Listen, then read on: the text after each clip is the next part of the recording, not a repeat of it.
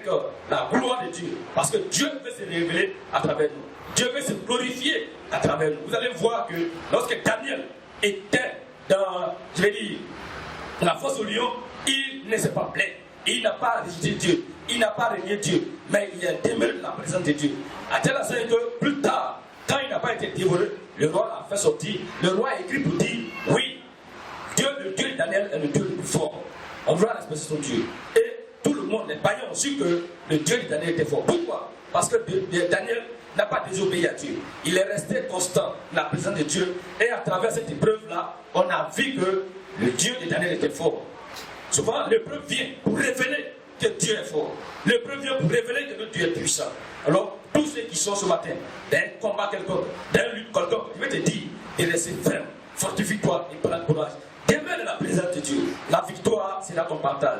Si tu n'as pas relâché, si tu es permanemment dans cette présence de Dieu, le Seigneur va nous donner la victoire. C'est pour cela que la prophétie nous a interpellés.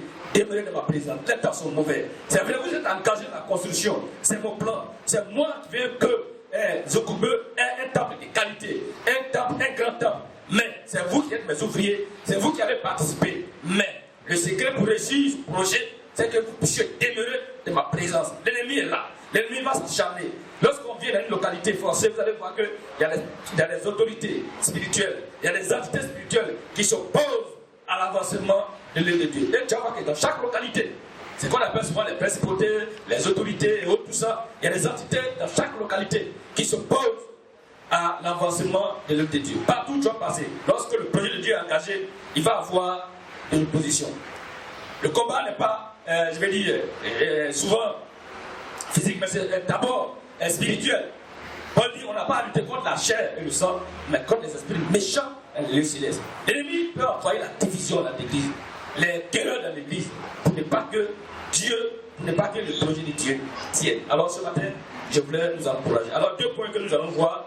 Pourquoi demeurer dans la présence de Dieu et comment demeurer dans la présence de Dieu. C'est important, frères et sœurs. Vu que c'est important, vu que c'est nécessaire pour accomplir le plan de Dieu, pour accomplir les desseins de Dieu, pour pouvoir bâtir ce temple-là, le Seigneur va nous interpeller pour dire demeurer dans ma présence. Demeurer dans ma présence. Vous allez le laisser le plan. C'est dans cette présence-là que nous allons avoir les forces, la qualification pour pouvoir réussir. Alors, le premier point, j'ai dit pourquoi demeurer continuellement dans la présence de Dieu. Alors, le petit A, la présence de Dieu est source de protection. La présence de Dieu est source de protection. Mon petit A. Frères et sœurs, lorsque nous communions avec le Seigneur, lorsque nous demeurons permanemment dans la présence de Dieu, Dieu a la main sur nous. Parce qu'en dehors de Dieu, on est faible. Comme on le dit, le poisson, là, le milieu du poisson, c'est dans l'eau. Un poisson en dehors de l'eau va mourir.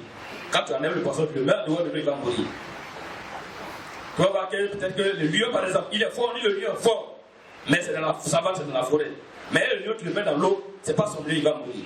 Également, le chrétien, notre force, c'est dans la présence de Dieu. En dehors de la présence de Dieu, si nous sommes déconnectés de Dieu, nous allons mourir. C'est pour cela l'ennemi fait l'effort pour nous déconnecter de la présence de Dieu.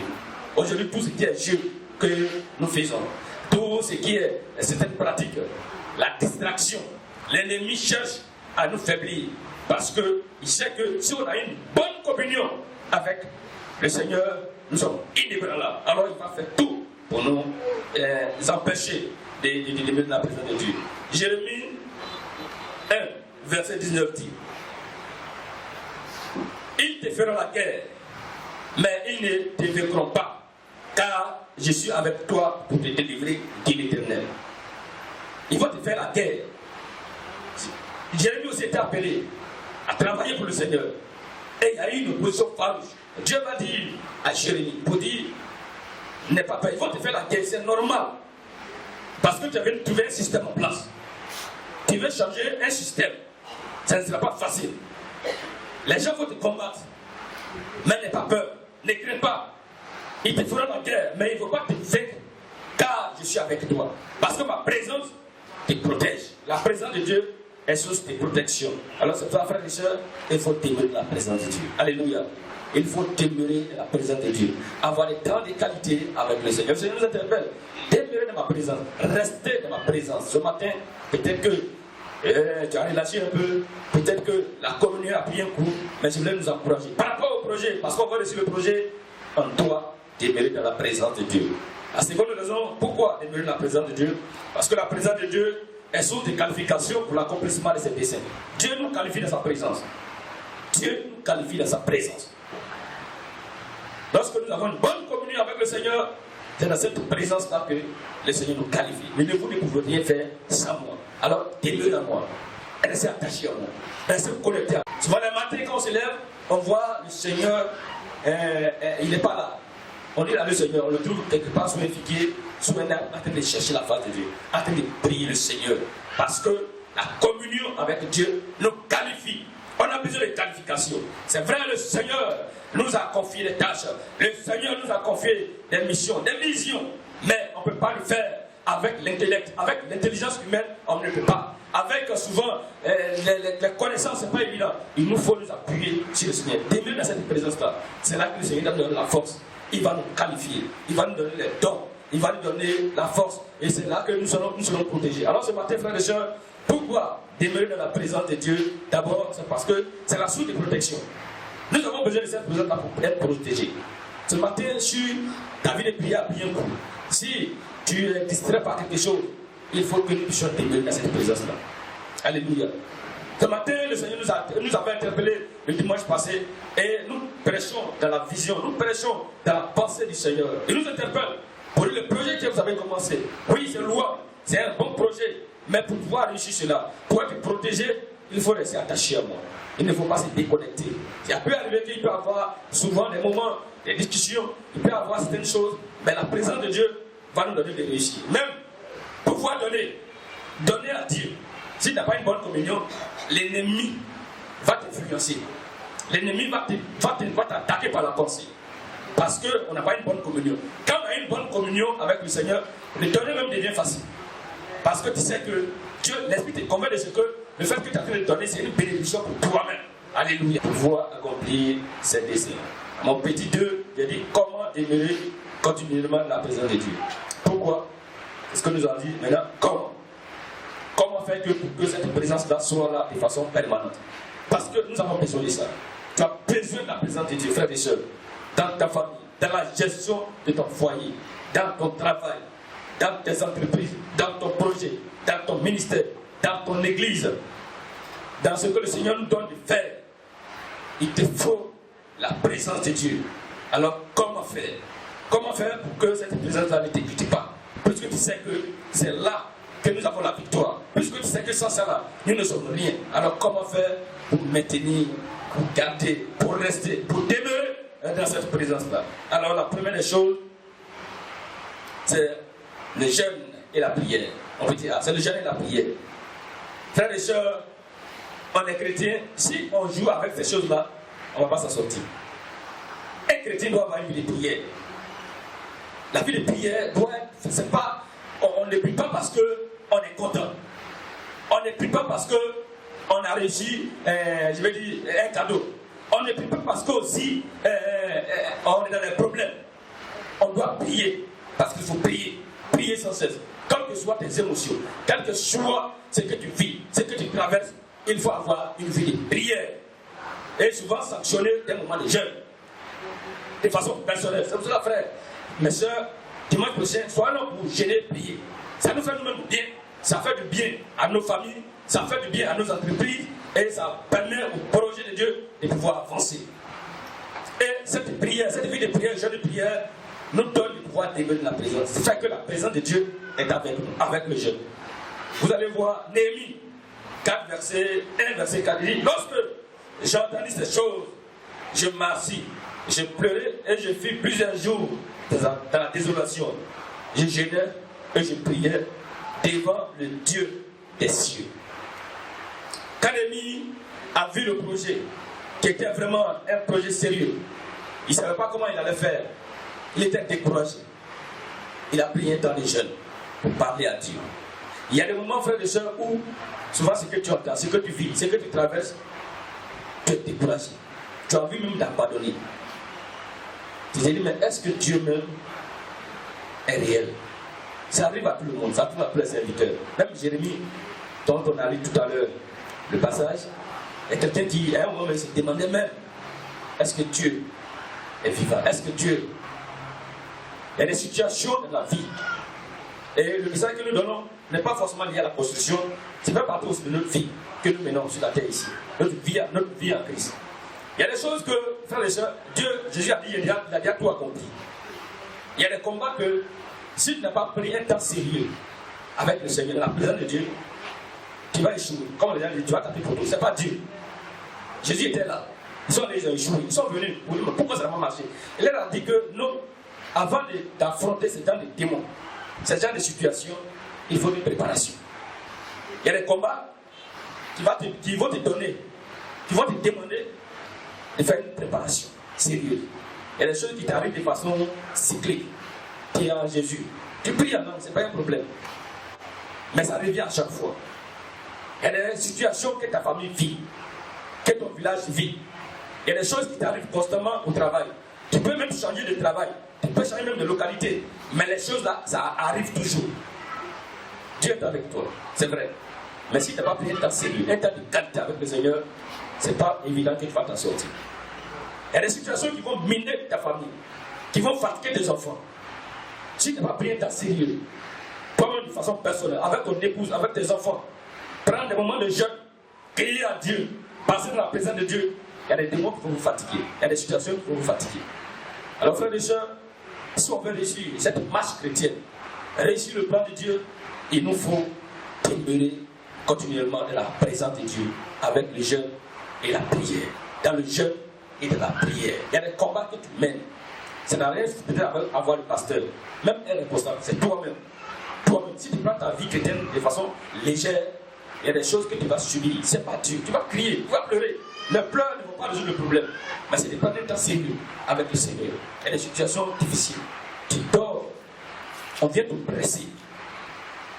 Les songes sont compliqués. Quand tu lèves, tu es fatigué. Tu sens que l'ennemi a l'emprise sur toi. Toi-même, prends le temps sérieux. Prends un temps sérieux dans le jeûne et dans la prière.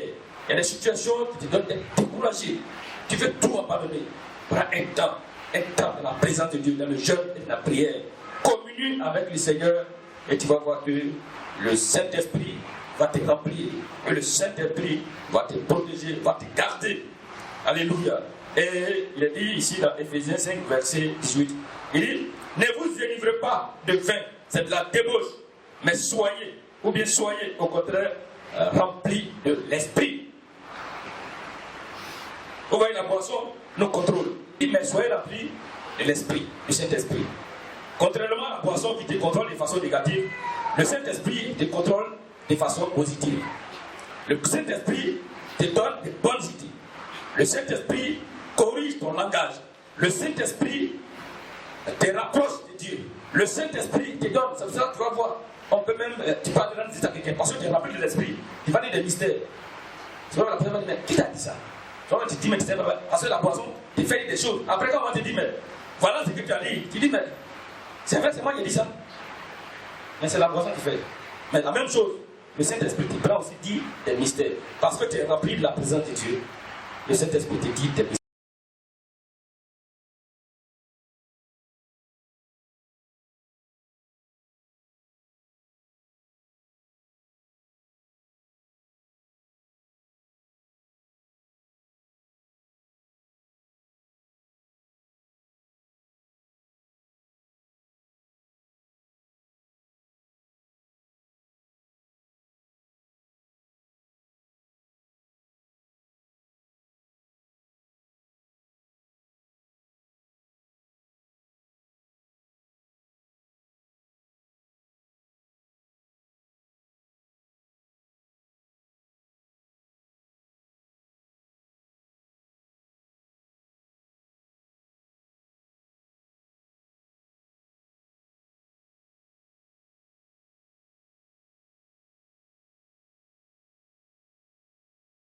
Donc, un des secrets, comment demeurer continuellement dans la présence de Dieu, c'est dans le jeûne et dans la prière.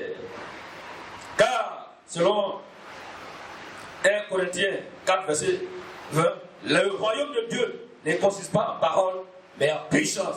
Et la puissance de Dieu. La puissance est la parole de Dieu. Et comment demeurer dans la présence de Dieu? C'est l'obéissance. L'obéissance à Dieu. Il faut être obéissant à Dieu. On a accepté de marcher avec le Seigneur. On est chrétien. Mais si on n'a pas une vie d'obéissance, on peut perdre cette grâce. La prophétie dit, demeurez dans ma présence. Elle dit qu'on doit faire l'effort de rester dans cette présence de Dieu-là. Mais notre attitude, certaines attitudes peuvent donner au Saint-Esprit d'être attristé. Il n'attristez pas le Saint-Esprit. N'éteignez pas l'Esprit. Vous voyez, avec tout ça là, quand il n'attristez pas, la parole de Dieu s'adresse à nous. Elle dit que notre attitude peut nous amener à soit attristé ou bien éteindre l'Esprit de Dieu qui est en nous.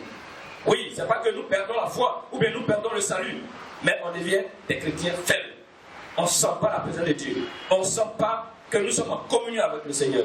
Mais si nous sommes obéissants à Dieu, ça va nous donner de garder permanemment cette présence de Dieu.